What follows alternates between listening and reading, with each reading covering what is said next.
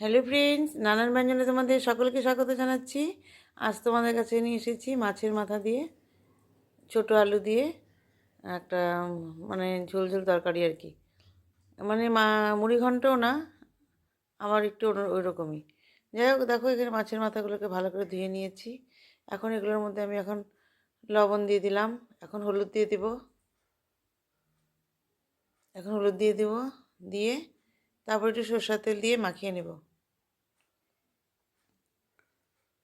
এখন একটু সরষের তেল দিয়ে দিব, আর একটু হলুদ দিয়ে দিলাম। এখন একটু সরষের তেল দিয়ে দিলাম, দিয়ে এখন এটাকে ভালো করে মাখিয়ে নেব। আমি কিন্তু ইঞ্জিন তেলই ব্যবহার করি, সবসময় ইঞ্জিন তেলই, আমাদের ইঞ্জিন তেলই খায়। তো দেখো এখন এর মধ্যে অল্প তেল দিয়ে আমি এখন এটাকে গরম মানে মাছের মাথাগুলোকে দিয়ে দিচ্ছি। দিয়ে এখন এগুলোকে ভালো করে ভেজে নেব।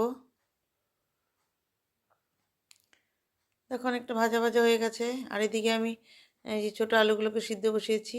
আর এখানে আদা আর কাঁচা লঙ্কাটাকে পেস্ট করে নেব। মাছের মাথাগুলোকে উঠিয়ে নিয়েছি। এখন এর মধ্যে দুটো শুকনো লঙ্কা আর তেজপাতা দিয়ে দেবো ফোড়ন। দেখো এদিকে মশলাটা করতে গিয়ে আমার এদিকে পুড়ে গেল। এখন আমি এর মধ্যে গরম মশলা দিয়ে দিচ্ছি, এলাচ, দারচিনি আর লং দিয়ে একটু ভেজে নিচ্ছি। ভেজে নিয়ে এখন এর মধ্যে একটা পেঁয়াজ কুচি করে দিয়ে দিলাম, দিয়ে একটু ভেজে নিচ্ছি। এই তেজপাতাগুলোকে কি বাজে লাগছে দেখতে। এখন এর মধ্যে একটা টমেটো বিচি ছাড়িয়ে দিয়ে দিলাম, আর এখানে পেঁয়াজের পেস্ট দিয়ে দিলাম। পেঁয়াজের পেস্টটা দিয়ে ভালো করে মিশিয়ে নিচ্ছি। এবার ভালো করে মিশিয়ে নিয়ে এখন এর মধ্যে একটু আর ভাজা ভাজা করে নিই আগে, তারপর এখন এর মধ্যে আটা পেস্ট দিয়ে দেব। আদা কাঁচা লঙ্কা পেস্টটা দিয়ে দিলাম। আদা কাঁচা লঙ্কা পেস্টটা দিয়ে ভালো করে মশলার সাথে মিশিয়ে নিচ্ছি। এভাবে মিশিয়ে নিয়ে এখন এর মধ্যে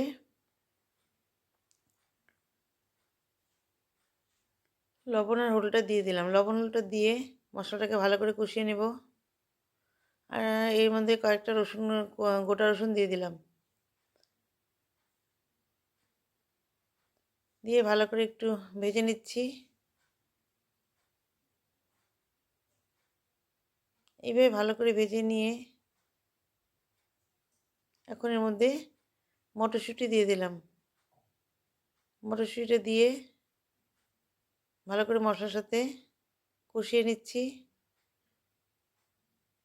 এখন এর মধ্যে লঙ্কার গুঁড়ো আর জিরে গুঁড়ো দিয়ে দিলাম। লঙ্কার গুঁড়ো জিরে গুঁড়োটা দিয়ে ভালো করে মিশিয়ে নিচ্ছি।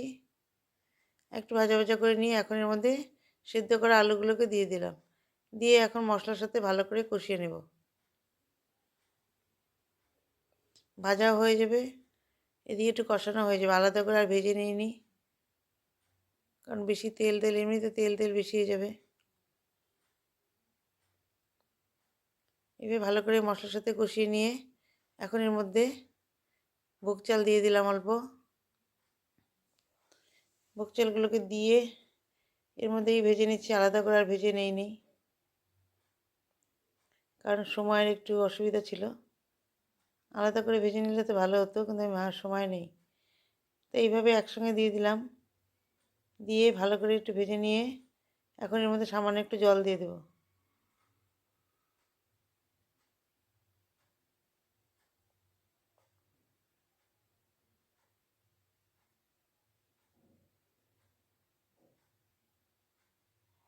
এখন এর মধ্যে সামান্য একটু জল দিয়ে দেবো। মশলাটা একদম কষে গেছে। এখন সামান্য একটু জল দিয়ে একটু ভালো করে মশলাটাকে একটু মিশিয়ে নিচ্ছি।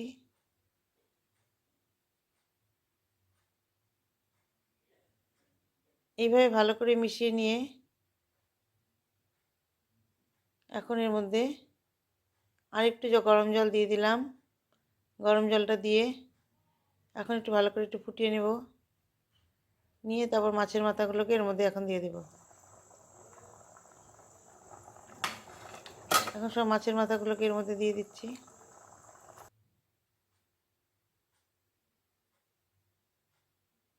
সব মাছের মাথাগুলোকে দিয়ে দিলাম। দিয়ে এখন এটাকে ভালো করে ফুটিয়ে নিচ্ছি। আর এর মধ্যে সামান্য একটু চিনি দিয়ে দিলাম।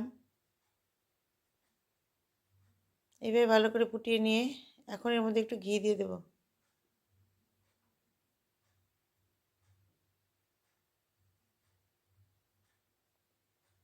এখন এর মধ্যে সামান্য ঘি দিয়ে দিলাম। 1.5 চামচের মতো ঘি দিয়ে দেবো।